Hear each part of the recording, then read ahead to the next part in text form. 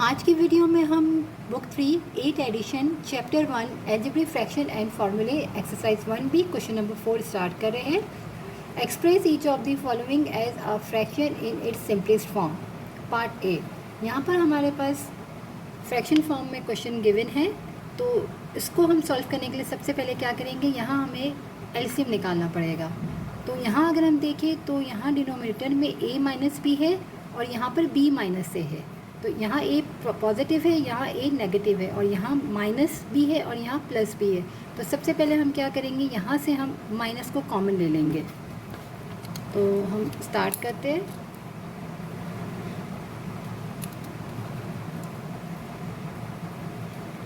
Five upon 2 a minus b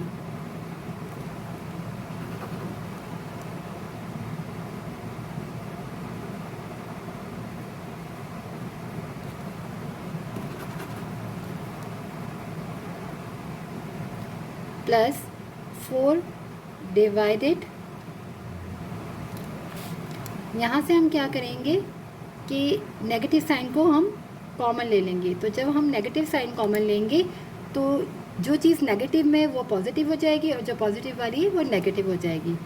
तो हमारे पास हम क्या करते हैं कि ए को पहले लिख लेते हैं और बी को हम बाद में लिखते हैं। तो ए हमारे पास नेगेटिव था, अब वो हो जाएगा पॉजिटिव, इसलिए हमने इसको यहाँ स्टार्टिंग में लिख लिया। और यहाँ ये प्लस था, अब ये हो जाएगा माइनस। सिंपल सिर्फ हमने क्या किया है, यहाँ पर नेगेटिव साइन को कॉमन लिया। तो जो चीज़ नेगेटिव थी वो पॉजिटिव हो गई और जो पॉजिटिव थी नेगेटिव। और हमने ए को पहले लिख लिया क्योंकि ए अब हमारा पॉजिटिव हो गया है। अब हमारे पास यहाँ भी a माइनस बी है और यहाँ भी a माइनस बी। ये जो हमने माइनस साइन कॉमन ली थी इसको हम यहाँ पर मल्टीप्लाई कर देंगे। 5 divide by 2a minus B, ये साइन को यहाँ सेंटर में मल्टीप्लाई करेंगे, माइनस प्लस माइनस हो जाएगा 4 डिवाइडेड 3a माइनस बी। अब दोनों के डिनोमिनेटर में यहाँ भी a माइनस बी है, a माइनस बी दोनों में कॉमन है। यहाँ पर 2 है, यहाँ पर 3 है। तो अब हम क्या करेंगे, यहाँ पर हम 3 से मल्टीप्लाई और डिवाइड में भी मल्टीप्लाई करेंगे और यहाँ पर हम 2 से करेंगे। तो हमारा एलसीएम आ जाएगा 6, क्योंकि एक साइड पे हमारे पास 2 है और एक पे 3 है, दोनों डिफरेंट टेबल है। तो यहाँ हमारा आ गया 6, a माइनस बी हमारा हो गया एलसीएम। यहाँ क्या हो जाएगा, 5 3 सा 15 माइनस 4 2 सा 8। 15 में से हमने माइनस किया 8 को तो बनता है 7, प्लस माइनस माइनस, 15 बड़ा नंबर है तो प्लस है, तो यहाँ भी साइन प्लस की बचेगी हमारे पास। और divided 6a minus B answer.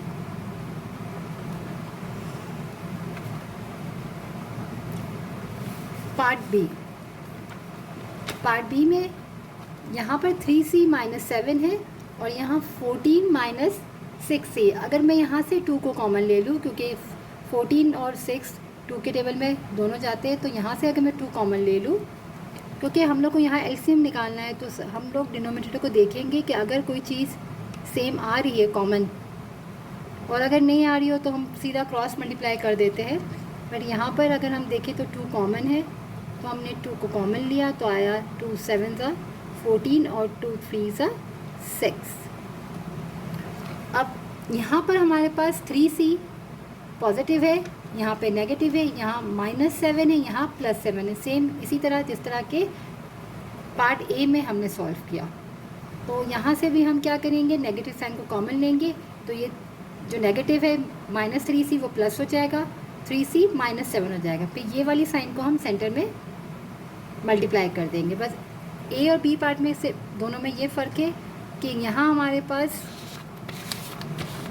a minus B या b माइनस ए गिवन था डायरेक्ट, और यहाँ पर हमारे पास 2 हमको कॉमन लेना पड़ा, तब दोनों जाके सेम हुए। अब हम पहले कॉमन ले लेते हैं ताकि दोनों डिनोमिनेटर में सेम हो जाए। 3c माइनस 7 माइनस 1 डिवाइडेड, यहाँ से हमने नेगेटिव साइन कॉमन ली तो 3c जो नेगेटिव में था ये पॉजिटिव हो गया, इसको हमने पहले लिख लिया। और कांस्टेंट टर्म जो +7 थी अब ये -7 हो गई। अब यहाँ पर भी 3c माइनस 7 है, यहाँ पर भी 3c माइनस 7 कॉमन है, तो यहाँ पर 2 है और यहाँ पर 2 नहीं है, तो यहाँ पर हम 2 से यहाँ पर भी मल्टीप्लाई करेंगे और डिनोमिनेटर में भी 2 से मल्टीप्लाई करेंगे। तो सबसे पहले हम साइन को मल्टीप्लाई कर लेते हैं, फिर हम एलसीएम फाइंड कर लेंगे। यहाँ माइनस इंटू माइनस प्लस हो गया, 1 डिवाइड बाई 2 3c माइनस का 7। अब यहाँ पे हमें मल्टीप्लाई बाई 2, यहाँ भी मल्टीप्लाई में न्यूमिनेटर और डिनोमिनेटर में दोनों में मल्टीप्लाई बाई 2 कर देंगे। तो यहाँ पर हमारा एलसीएम आ जाएगा 2 3c माइनस 7 और ये 2 इन दोनों से मल्टीप्लाई होगा c माइनस 1 से। तो पहले c से होगा तो 2c माइनस 2 1 सा 2 प्लस का 1।